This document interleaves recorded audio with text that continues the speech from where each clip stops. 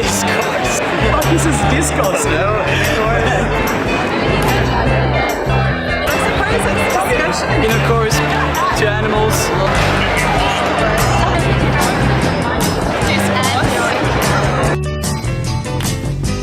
I'm here to examine the concept of discourse. I will evaluate and make sense of the multi-layered topic that influences, persuades, and largely constructs how we make sense of our world. We partake in the rhetorical process of discourse.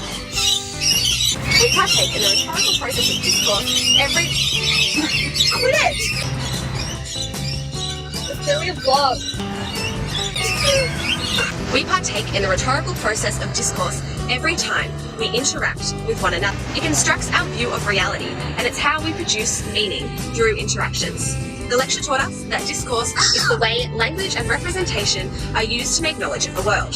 How you and I personally understand the world is informed by a host of factors. Schifrin et al. In 2003 wrote a book that clearly defines three main categories of discourse. The first is anything beyond the sentence. The second is language in use. The third is a broad range of social practices that include non-linguistic and non-specific instances of language. In this example, you can see that neither subjects are using verbal or written language to communicate.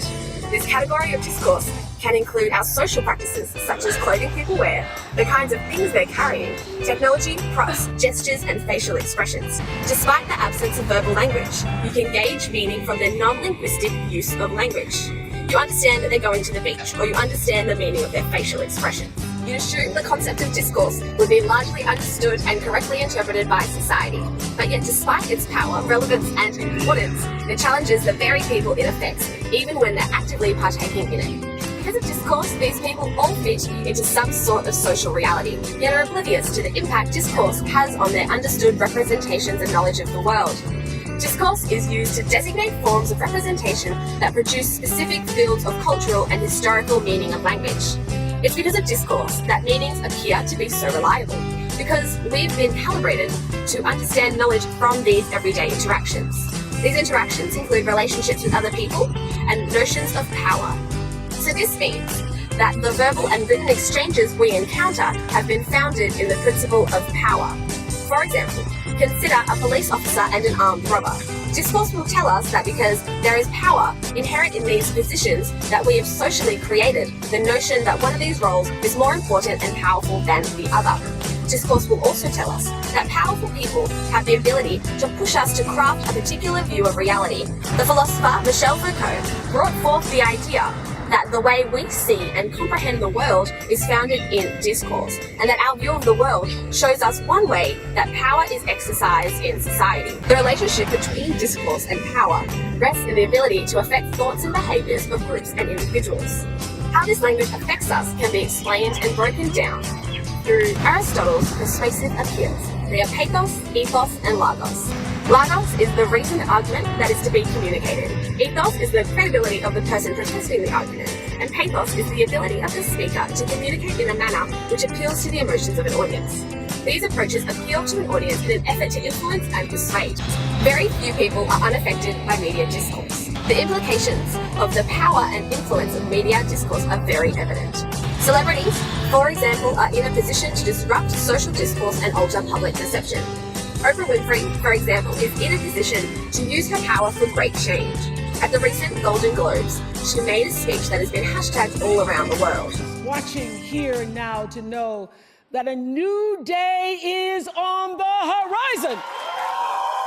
Being a well-known popular culture figure and a woman of power, she is already loaded with credibility. She is also bringing to the forefront the current scandals in the entertainment industry, misogynistic power relationships and sexual misbehaviors. She is also dressed in black, which is emphasizing her support for the hashtag #MeToo movement. So I want tonight to express gratitude to all the women who have endured years of abuse and assault because they, like my mother, had children to feed and bills to pay and dreams to pursue. She takes on the predators and pays honor to their victims, gaining undoubtable credibility. Despite there being minimal hard facts or figures, every person witnessing the speech could link the words to the scandals that have recently been unfolded in Hollywood. It's important to note that Oprah is the wealthiest woman in the entertainment industry. That key factor, in conjunction with being coloured and a female, puts her into a very small minority of people that could make this speech. It's not solely that she is powerful, but that the attributing factors of power, wealth, colour and gender triggers a reactions from each of those groups that have a certain understood discourse. She is a political and popular culture force that has confronted American political and social discourse through her vocal language.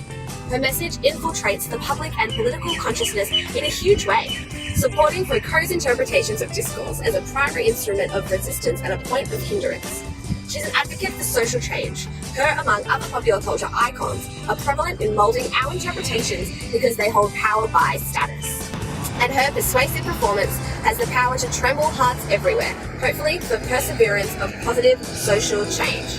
Thank you.